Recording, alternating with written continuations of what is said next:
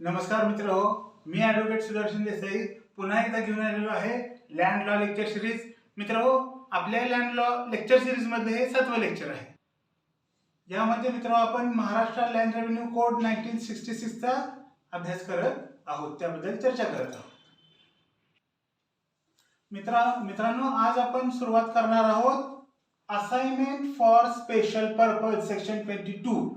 Assignment for special purpose काय आहे? पहा, assignment for special purpose subject to the general order of the state government. State गव्हर्नमेंटच्या general order नुसार it shall be lawful for the survey officer. Survey ऑफिसरला survey करत असताना किंवा during the course of survey operation and at any other time of the collector. Survey ऑफिसरला survey करत असताना किंवा कोणत्याही वेळी कलेक्टर साहेबांना असे अधिकार दिलेले आहेत की ते अनऑक्युपाइड विलेजचे जे काय विलेजमध्ये जे काय अनऑक्युपाइड काय असतात लँड असतात त्यांना खालील यूज साठी रिझर्व ठेवू शकत असतात. ते यूज कोणते आहेत पहा. For the forest or fuel reserve, for free pasturage of village cattle or for grass or fodder reserve, for burial or cremation ground, for गावठाण, for camping ground, for the threshing floor, for bazaar, for skinning ground, for public purpose such as roads, lanes, parks, drains or for any other public purpose. public purpose साठी काय करू शकतात? सर्वे officer किंवा collector काय करू शकतात? त्या अशा प्रकारची जागा काय करू शकतात? रिझर्व ठेवण्याची पॉवर त्यांच्याकडे आहे. पुढे आहे पहा, and the land assigned shall not be otherwise used without the sanction of the collector. आणि एकदा का ही अनऑक्युपाइड लँड त्या ह्या सगळ्या विषयांसाठी जर का रिझर्व ठेवण्यात आली तर त्याचा उपयोग पुन्हा कलेक्टर साहेबांच्या परमिशन शिवाय होऊ शकत नाही. पुढचा मुद्दा आहे मित्रांनो पाश्चरेज. पाश्चरेज कशाला म्हणायचं? सगळ्यात पहिल्यांदा हे पाहून घ्या की पाश्चरेजची जी काही प्रोव्हिजन आहे ती सेक्शन 23 मध्ये केलेली आहे. पहा, the right of grazing on free pasturage land shall extend only to the cattle of the village or villages. Pasteur म्हणजे काय? आपण त्याला कुरण म्हणतो. जिथे जनावर जे दूध दुभती जनावर किंवा गाई म्हशी बैल वगैरे चरण्यासाठी सोडले जातात, ठीक आहे, ग्रेझिंग लँड ज्याला आपण म्हणतो, तर त्याचा उपयोग फक्त विलेज किंवा विलेजेस ज्यांना परवानगी मिळालेली आहे ते त्याचा उपयोग करू शकत असतात. To which such land belongs and shall be regulated according to rules made by the state government in this behalf. आणि या संबंधात स्टेट गव्हर्नमेंटने जे बनवलेले रूल्स आहेत त्या रूल्सला फॉलो करूनच ती लोक काय करू शकतात? अशा प्रकारे त्या ग्रेझिंग लँडचा पाश्चरेजचा उपयोग करू शकतात. The collector's decision in any case of the dispute as to the right of the grazing above mentioned shall subject to one appeal be conclusive. आणि ह्या संबंधात कोणत्याही प्रकारचा डिस्प्यूट असेल तर कलेक्टर साहेब त्या संबंधी न्याय निर्णय देत असतात आणि त्यांची ऑर्डरला फक्त एकच अपील होऊ शकते, ते म्हणजे रेव्हेन्यू कमिशनर, आणि त्या अपीलचा ऑर्डर ही फायनल असते. पुढचा मुद्दा मित्रांनो राईट टू ट्रीज.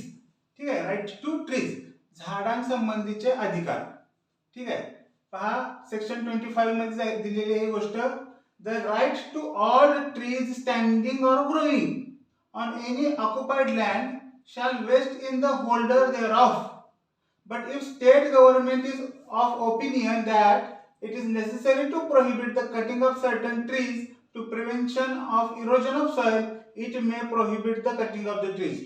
जे जागा असते पहा आणि त्यामध्ये झाडे लावलेली असतात, त्या झाडांची जो जागेचा मालक आहे तो त्या झाडांचा उपयोग करू शकतो. पण स्टेट गव्हर्नमेंटने जर सॉइल इरोजनच्या कारणास्तव जमिनीची धूप झाड कट केली की जमिनीची धूप होते, मग जमिनीची धूप होऊ नये म्हणून जर का त्या झाडांच्या कटिंगवर बंदी लावलेली असेल तर ती स्टेट गव्हर्नमेंट त्या संबंधी निर्णय घेऊ शकत असतात. पुढे पहा, nothing shall affect in any area any right in trees in the holding of the occupant in favor of any person existing on the 1st October 1955, but the occupant may apply to the collector to fix the value of the such right and purchase the right through the collector in such manner as may be prescribed. आता पहा, 1st October 1955 च्या आधीपर्यंत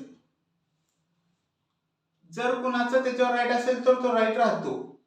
तो right sale सुद्धा केला जाऊ शकतो. Collector साहेबांच्या परवानगीनं कटिंग वगैरे नाही, पण त्या जमिनीच्या त्या ट्रीजचा त्या जमिनीचा जो काय अधिकार आहे तो एकाकडून दुसऱ्याकडे ट्रान्सफर केला जाऊ शकतो. पुढे पहा, any sale of the agreement for sale of the trees made by any person before the commencement of the MLRC 1966 is expectation of the vesting such trees in him by virtue of the provisions of this section shall be void and any consideration given for such sale or agreement shall be refunded. Collector साहेबांच्या परवानगीशिवाय जर का किंवा MLRCच्या प्रोव्हिजन्सच्या against जर का कुठली dealing होत असेल तशा प्रकारच्या ट्रीजसाठी किंवा लँडसाठी, त्या ट्रीजमध्ये ज्या लँडमध्ये ट्रीज लावलेले आहेत त्यांच्यासाठी, तर अशा वेळेस तो व्यवहार अवैध मानला जातो आणि ज्यानं पैसे पे केलेले आहेत आणि ॲग्रीमेंट तयार झालेला आहे ते पैसे रिफंडेबल असतात. पुढचा मुद्दा आहे मित्रांनो, trees and forest section 26. The right to all trees, brushwood, jungle or other natural product growing on the land set apart for forest reserve and to all trees, brushwood, jungle or other natural product wherever growing except insofar as same may be the property of person capable of holding property west in the state government. अशा प्रकारची कुठली property पहा, right किंवा त्या property संबंधीचा right, कुठली कुठली property, tree, brushwood, jungle, natural products growing on the land, ज्या गोष्टी फॉरेस्टसाठी रिझर्व ठेवलेल्या असतात पण एखाद्याची संपत्ती असू शकतात, तर तशा प्रकारच्या जर गोष्टी फॉरेस्टसाठी रिझर्व ठेवल्या असतील तर त्याचा अल्टिमेट राईट स्टेट गव्हर्नमेंटचा असतो.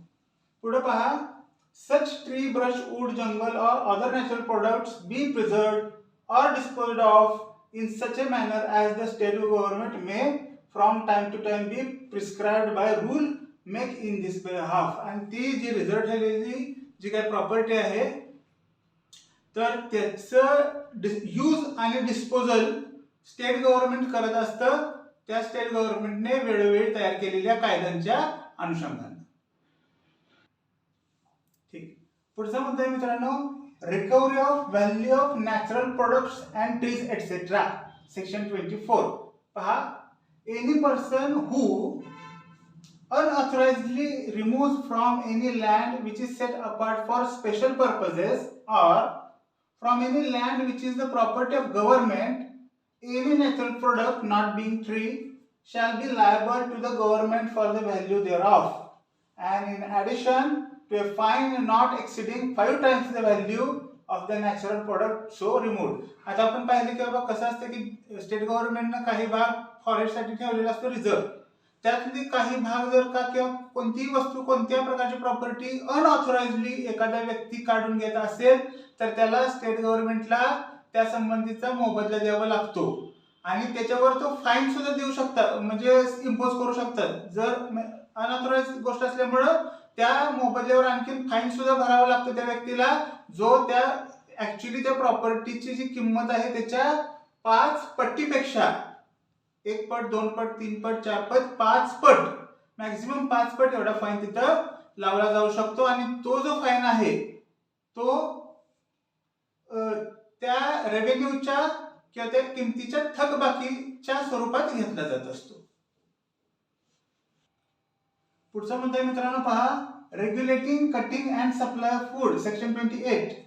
काय म्हटले पाहिजे, where trees are standing in any wasteland, कुठल्याही प्रकारच्या काम म्हणजे आउटसाइड रिझर्व फॉरेस्टच्या आउटसाइड, रिझर्व फॉरेस्ट ही आपण बघितली गोष्ट, त्याच्या बाहेरच्या बाजूला कुठलं तरी वेस्टलँड आहे आणि तिथे ट्रीज ग्रो करत आहेत, तर अशा वेळेस the villager in general may make firewood and agriculturists such wood as may be required for agricultural implements without payment of any tax, but conditional or rules may be by the state government.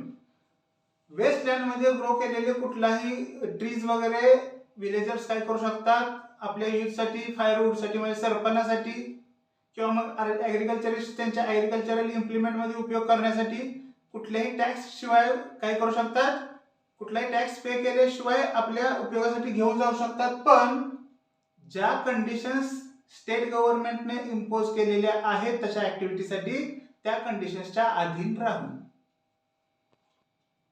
बऱ्याच वेळा मित्रांनो काय होतं की फॉरेस्टसाठी reserve केलेल्या land मध्ये सुद्धा काही प्रिव्हिलेज्ड लोक, अशी लोक ज्यांना यूजचा प्रिव्हिलेज मिळालेला आहे, ते लोक तिथल्या प्रॉपर्टीचा यूज करू शकतात, तिथल्या वूडचा, तिथल्या नॅचरल प्रॉपर्टीचा, नॅचरल प्रोडक्टचा. पण जे काय रूल्स रेग्युलेशन स्टेट गव्हर्नमेंटने तयार केलेले आहेत त्यांच्या अधीन राहून त्यांना त्या गोष्टी करण्याचा हक्क असतो. या संबंधी पहा, regulating cutting and supply of wood ह्या संबंधी कुठल्याही प्रकारचा डिस्प्यूट जर का निर्माण झाला तर त्या संबंधी डिसिजन देण्याची पॉवर कलेक्टर साहेबांना असते. त्याचबरोबर त्या ऑर्डरवर एक अपील कमिशनरकडे होऊ शकते आणि कमिशनरची जी ऑर्डर असेल ती फायनल असते. तर मित्रांनो, आज आपण इथेच थांबूया. जर तुम्हाला माझ्या चॅनलवरची ही जी काही गोष्ट आहे ती आवडत असेल किंवा उपयोगाची वाटत असेल तर प्लीज माझं चॅनल सबस्क्राईब करा. त्याचबरोबर माझे व्हिडिओज तुम्ही लाईक आणि शेअर करण्याचा प्रयत्न करा, जेणेकरून काय होईल, गरजू विद्यार्थ्यांपर्यंत त्या गोष्टी पोहोचतील आणि सगळ्यांना त्याचा उपयोग होईल. धन्यवाद.